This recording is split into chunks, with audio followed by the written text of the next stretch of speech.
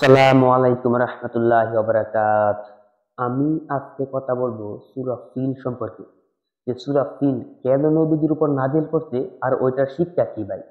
আব্রাহাকে উদ্দেশ্য করে আল্লাহ পাক রব্বুল আলামিন ওই ফিল সূরাটা নাজিল করছিল। কিভাবে আবাবিল পাখি পাঠাইছিল, কিভাবে ধ্বংস করছিল, সমস্ত ব্যাখ্যা এটার ভিতরে আছে ভাই।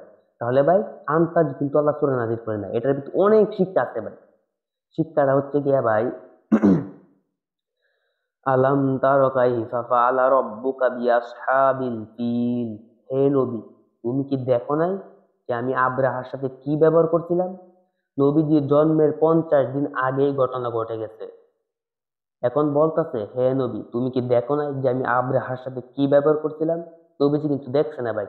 তারপরও আল্লাহ বলছে, তুমি কি দেখো নাই?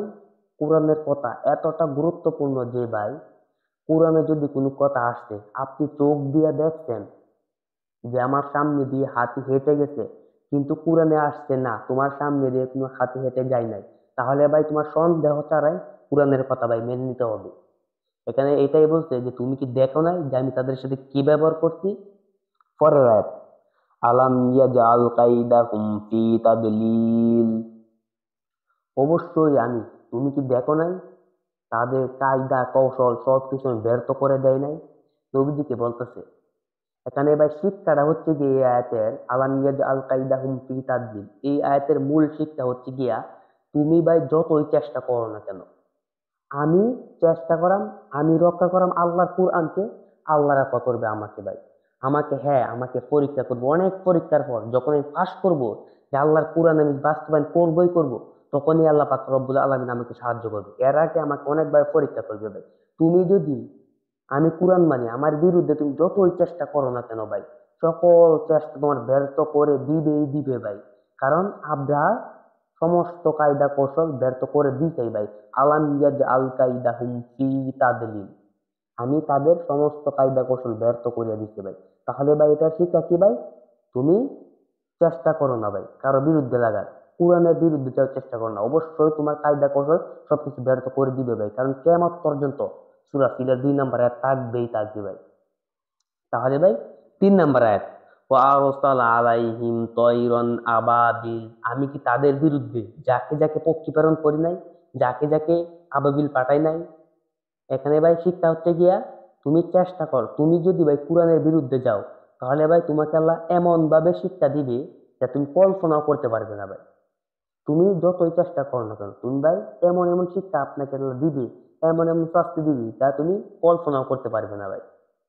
তারপরে কি বলছে, তার মিহিম বিহিজার মিন সিজিল, তাদেরকে ভাই পাখি পাঠাইছে পাথর দিয়ে, পাখির মুখের মধ্যে ভাই ছোট ছোট পাথর, পুরা মাটির পাথর ভাই। কং, পাথর না, কঙ্কাল, পুরা মাটির কঙ্কাল। এখানে ভাই প্রশ্ন হচ্ছে, পাখি দেয় তো ভাই অত্যানি, এখানে যদি ভাই অত্যানি ছোট ছোট পাথর নিক্ষেপ করে আমার শরীরে, তাহলে আমার ভাই কিচ্ছু হবে ভাই? কিচ্ছু হবে না। কারণ পুরা মাটি অত্যানি ছোট ছোট ভাই 2-3টা পাথর নিক্ষেপ করে।